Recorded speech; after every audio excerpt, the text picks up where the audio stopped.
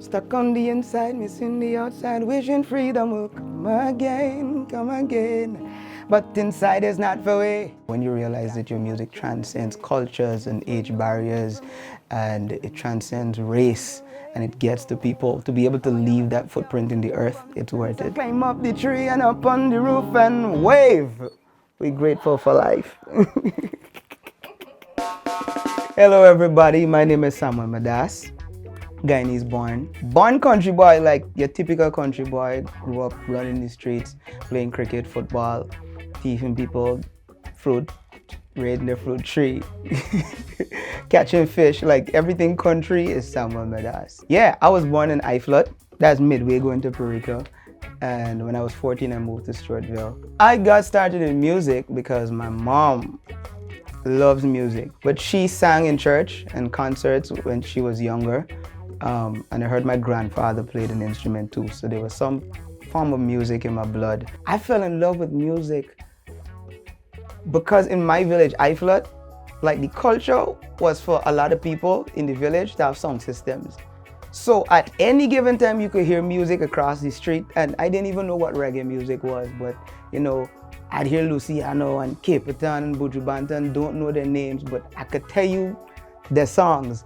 I couldn't run from it. So music was always an influence around.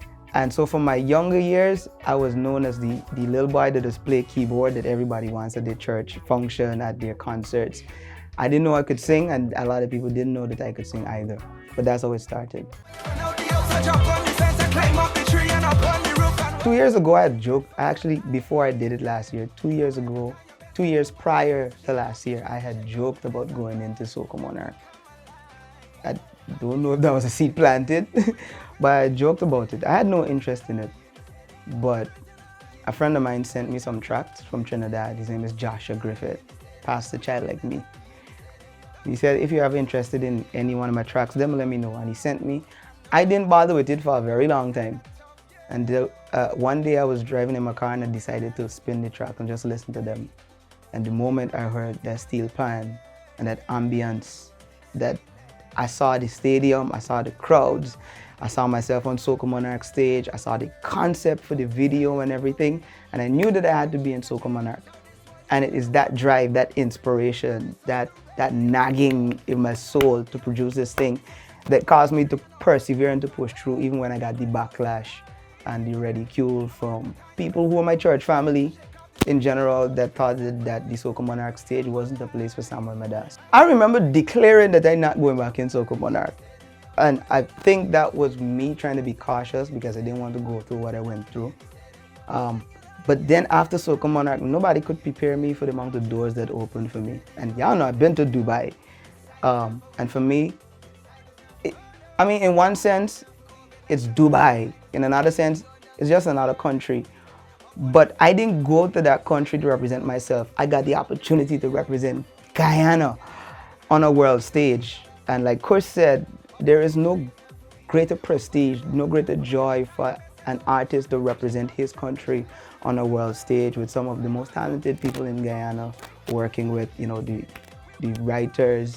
Punam, I got to write with Punam and Nikita. The dancers, the painters, the choreography. I didn't even know to dance. I learned to dance then. My fan base grew from just Christians to non-Christians, you know, across races, across international boundaries. That song went so far. And so I am happy for that. I wouldn't trade it for the world. Never be afraid to color outside of the lines. Like you said, Guyana is a land of doctor, lawyer, teacher, if not working in a father shop as a mechanic or something else, and we don't realize that we are born for more. And what makes us unique is not that, and I know that Guyana doesn't have a genre that is to say Guyanese, but the experiences that we have in Guyana is so different that when we do sit down to write and to produce, it gives a fresh flair and a fresh fragrance to what already is. Learn from those that come before. Pride is a serious thing, and it's not good. If you want to go far, stand on the shoulders of giants, people who've done it before. Take advice from them, even if they have to correct you 10 times. We don't have a lot of mentors. And that is not just the younger generation's fault, that is the older generation's fault. To reach back and say, okay, let me pull you forward and push you further than I've gone. And we need unity, man. And to understand that your success is not dependent on a DJ playing your music. It's not dependent upon you getting an interview like Samuel Medas. You have social media. It's so powerful. Social media is so, I built the majority of my fan base on social media over the years. I was in Bartica and a man asked me, okay, what's the hindrance for Guyanese music? And I couldn't think of one. There's no excuse. When you know that something has to be done, you don't make excuses, you make ways, you know. Keep at it. You're gonna hit, you're gonna strike out. Because I know a lot of people have reservations about putting music out there because of copyright laws. I'm telling you, I'm in Guyana. My music is copyrighted overseas. Like, I am telling you, there's absolutely no excuse anymore for anything. You can get your music copyrighted, you can get your royalties from overseas. Because Guyana's market is so small anyway. It's not like you can make $1 million in royalties from Guyana anyway. The market is out there. Album is coming out, and then I went on tour with my band, and bam, COVID hit, and I got stuck out in Guyana for months. They got home.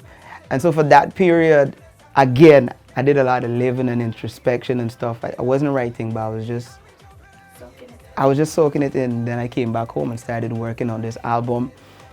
And God blessed me along the way to get some endorsements, like I'm a digital brand ambassador, Fruta brand ambassador, and again, to get the backings of the government because of the Soca Monarch. If you haven't gotten a chance, go and find the album. It's on Spotify, it's on Apple Music, it's everywhere. Nation of Worshipers, Samuel Medas is going to bless your heart.